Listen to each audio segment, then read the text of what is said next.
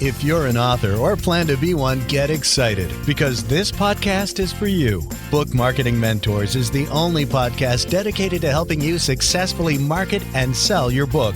If you're ready for empowering conversations with successful marketing mavens, then grab a coffee or tea and listen in to your host, international best-selling author Susan Friedmann. Listeners, I'm excited to share some good news.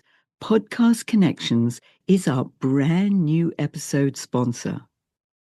If you feel your book deserves more reach but visibility hasn't come easily, podcast guesting can open the right doors.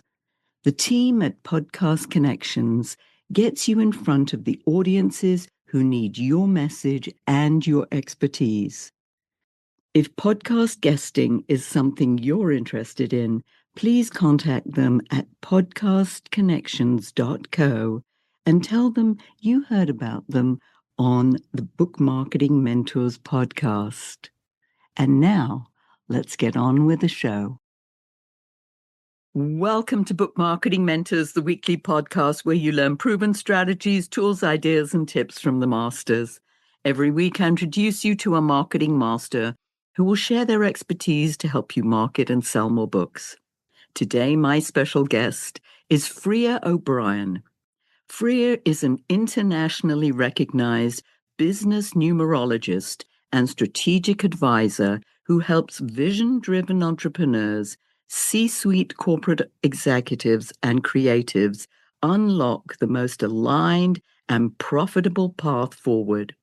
Frea's mission is simple: to help people build businesses that work because they're aligned to the truth of who they really are. All the way from the UK. Frea, it's an absolute pleasure to welcome you to the show, and thank you for being this week's guest expert and mentor. Oh, thank you, Susan. It's nice to talk to a fellow Brit across the pond. There you go. I love it. Listeners, I hope you don't need an interpreter, but as you'll hear, we both got very different accents, but still both British. Okay, let's get to understanding numerology. What exactly is this? I want to make sure that our listeners know and understand what we're going to delve into, because this is a fascinating subject, and you and I have spent many hours together working on my plans and discussing numerology, but let's share that with our listeners. What exactly is it? Well, at heart, it is a love of numbers, using a universal language to understand our strengths and talents. There are many modalities out there to help us know ourselves better, but numerology unlocks insight from the power of your date of birth to reveal your natural strengths and talents and what you were born to do, be, and have in this lifetime.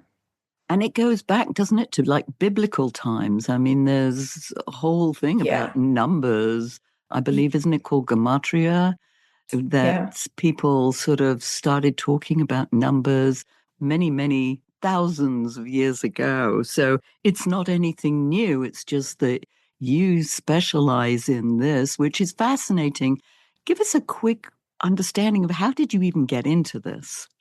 I've always loved numbers, just in the ability to sort of reorder and understand life. Starting as a child, I loved maths. I just like to be able to solve a problem. And that simplicity of doing one's calculations, there's a simple truth in the answer. And then later, after university, I started working in the city where the financial district is in London. I worked for a number of international banks. And I love the use of numbers for understanding the bottom line and the potential within businesses. So I spent some time working in mergers and acquisitions. But I felt there had to be more to life. I felt that my soul wasn't quite being nourished in that environment. One day I discovered in the local bookshop, Liverpool Street Station, which is bang in the centre of the city, a book called Zillions by the author Titania. And in that, I discovered numerology and my life path number. And I had an amazing epiphany moment in that bookshop because it revealed, yes, I like business, I like structure, I like order, but I have a calling to be a spiritual teacher and to help use the power of numbers to unlock people's potential. And from that moment, I could see, okay, numbers, calculation, application, but above all, inspiration. Wow. Yes. And I know you've helped hundreds of people with this now. How can numerology help an author understand the role, let's say, of their book and what that's meant to do and how that plays out in, let's say, either their business or their career?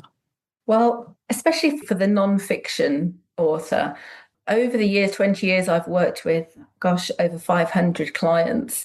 And in numerology, there's a sense of the entrepreneur working through 3 9-year growth cycles of their business development, from establishing livelihood to expanding their business model to laying the foundations of a legacy beyond their lifetime. And at each stage, the power of the word is so important. So in the first phase, for example, the use of blog articles or Substack, just to start to express what they know. And then the next level is to publish something that anchors their expertise and that contributes something to their field, their specialism. And then finally, the third stage, to create a wisdom text that stands the test of time, that has universal reach. So at each stage, there is opportunity to be the author because it anchors expertise, it anchors authority, and above all, it contributes to humanity. And which is what so many authors want to do, Frea, as you know, since you've worked with authors as well as obviously many entrepreneurs. Yeah. What happens, let's say, when an author tries to follow, let's say, either a publishing or a marketing formula that really doesn't quite match who they are? Yes, I'm immediately thinking of an author I've worked with that, I have a lot of clients that work for corporations, freelance corporations, and they share their expertise, be it marketing, be it finance. And so naturally they're called to write a expertise book. And I have had clients that will go on certain courses and the end game is in 6 months' time, all 10 will produce their volume of expertise. For some clients, that works. But for others, there's a little bit of an identity crisis and not feeling happy with what they've produced because it doesn't really fully reflect the message they feel called to share, which could be more of an inspirational or a poetic prose or something more like a wisdom text. So I think there's a danger of a perception of they have to go down this certain expertise route along with the group. And for some, it depends on what stage they're at, whether it's apt to do the educational text or be thinking more of a legacy piece. It's so funny that you say that because as you're saying that, I'm thinking of authors who I've spoken to who literally say, oh, I've written this book, it's my expertise, I want to share that. But there's something else that I really want to write that is more of me. It's like, well, which comes first? It's almost like the chicken or the egg, Yes, I have this client and he's, I'll mention his name, Professor Brian Dolan. In the UK, he is recognised in the top 70 in most influential people shaping the National Health Service in the UK. And he's now in his 60s. Now, for the past 3 decades, he's been writing curriculum books on nursing management and nursing leadership. And of course, these have been used in universities across the UK and the other side of the world, literally. He does teach in Australia as well. But more recently, he's felt called to write a piece on end of life. And he's currently researching some of the ancient Greek philosophers. And it's a very different text. And I suppose one of the challenges he's facing at the moment is he's so used to writing the factual curriculum texts that it's almost like going back to the beginning again of, the confidence of, can I write this? Am I capable of writing this? And what's actually helping him to write his book on the last 1,000 days is he's now been called to speak all around the world on this. And being called to speak is providing the space and the structure to be able then to formulate the book that he feels called to write. This is his most important piece. Isn't that incredible? And I know that many executives who've come my way want to write that legacy piece. They've done all the business things. They're actually moving on to another stage in their life. Maybe they're retiring, at least from the one job, and sort of rewiring themselves for the next. And the legacy piece is very much a part of that. I love that. And there's giving them permission to have the space to write that. A legacy piece can be, at least sort of 27 years in the making. One has to earn the stripes to be able to write something like that. Oh, yeah, it's patience as well. Yeah, without any shadow of a doubt. So then when an author aligns their message, their book, their business, what do you feel changes first? Is it the visibility? Is it the confidence? Is it opportunity? How does that pan out? It's very obvious. In a numerological cycle, which is 9 years, the most optimum time to write the book, that's right for that level, is a year number 7. So it's the 7th year in that cycle because they've been delivering their service, they've been making a difference, they understand the collective needs of that niche that they're serving, and they have something extra to contribute to that field. So it sort of makes sense, 6 years to then produce the next level of work that anchors them as the expert at that stage.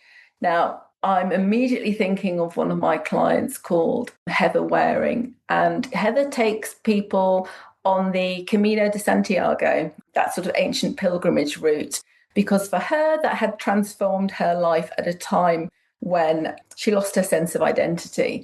And for a few years, I had been encouraging Heather to write her book.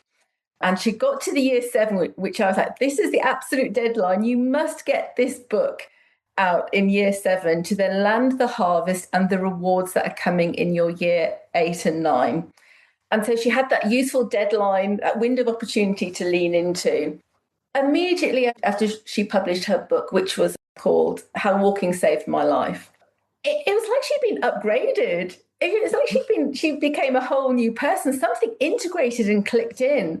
Her gravitas and her standing, something changed by very virtue of leaning into doing that piece of work up against a deadline, last minute crises on the tech, a last minute, I want to quit, I can't do this, but pushing through forged a resilience. And I think gave her a sense of, she's proved she could do it. Now, as a result of that, I think that gravitas and that confidence changed how people received her. Then Heather started getting invitations to speak on radio, to speak on podcast, to speak on morning television in the UK. Yes, there's a transformation that happens. That's amazing. And you must have seen so many transformations in the time that you've been doing this work. Fascinating. Then how can authors use numerology then to make those clearer decisions about their timing, let's say, of launches or the pivots that they want to make, or maybe even other projects that they get involved with? How can they use that? Being an author, it's a whole business, isn't it? That there's a whole business machine behind them that helps to propel their message out further to the world. In numerology, I understand that there is a natural organic flow. There are key things to do each year, which then creates sustainable growth. So, for example, how an author could use the numerology would be a year 1, which is the start of a new cycle. Dare to dream, dare to seed the idea, the book that you want to write for that growth cycle.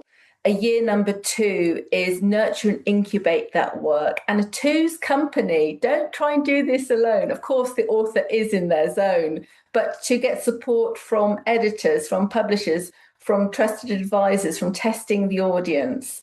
Then a year number 3 is dare to publish something. So yes, some authors could publish their full book, but also they could use the year number 3 to start testing the message with an audience, be it on Substack or through keynote speaking to listen out for the aha moment. So that's about the engagement and the testing. Year 4 is structure. 4 is great for delivery.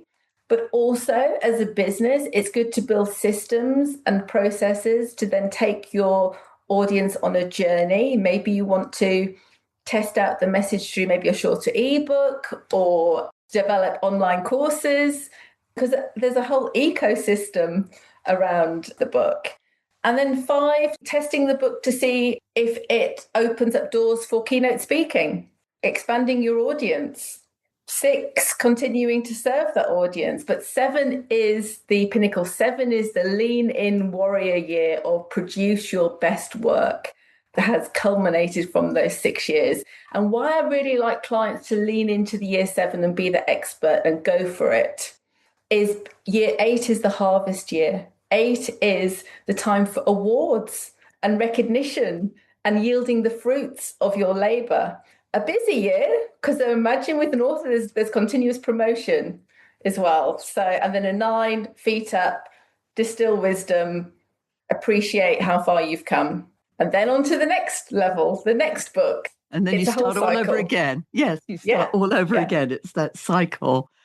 If somebody hasn't even been involved with numerology at all, done anything, how would they even get started?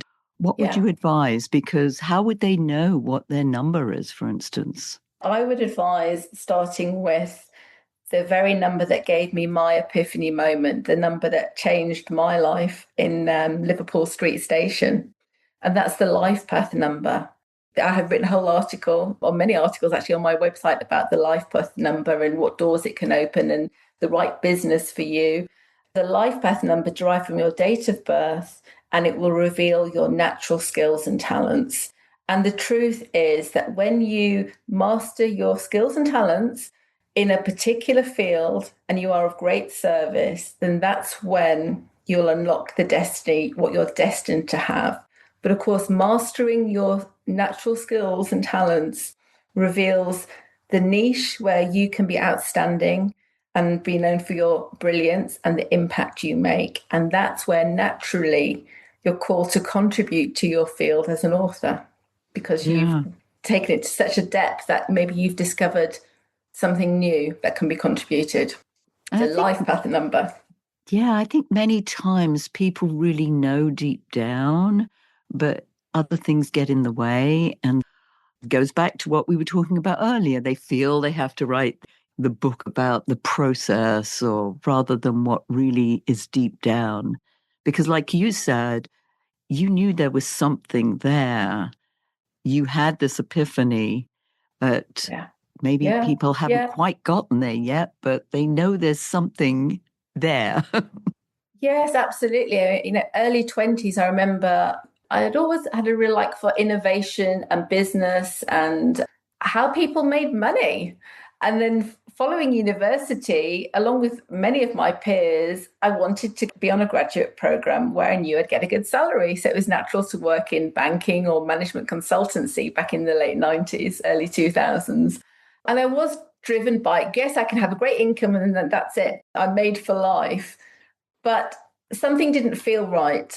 And I felt myself burning out after about 4 or 5 years. But it was through discovering numerology that I realized, oh, I'm here to be a spiritual teacher. I'm here to connect with people's potential. And it felt so right that I then completely changed the course of my professional career. But what I've learned is that I wasn't too far off track because I was working with numbers to understand the bottom line. But for me now, it's about tuning into what's someone's potential, what's their niche, where are they called to serve, how can they make a difference and impact and get that sense of soul satisfaction. And then, of course, anchor themselves as an expert and as a recognizable authority through the power of the word. If I was a listener, I would be chomping at the bit. So I'm assuming that our listeners are really chomping at the bit, wanting to know, Frea, tell us more. How can we find out more about you and this incredible service that you offer? Take it from there. Thank you, Susan. I have a website, which is mynumerologist.co.uk. I called it My Numerologist because over the years, I have clients that say to me, I was with my accountant and I was telling them that my numerologist has recommended that I do this year. So I thought, okay, So that's my website, mynumerologist.co.uk. And on there, I do have some key articles where your readers can find out about their life path, so natural skills and talents, and also what personal year they're in. So what's the one thing that they can do this year to align for optimum success? So that's enough to get the epiphany moment or the validation that they're on the right track. And then I've developed a short ebook, which they can subscribe to, which is about, it's the basics, it's the foundational steps to discovering your life path and the right business to create and how to use your business as the vehicle of your message.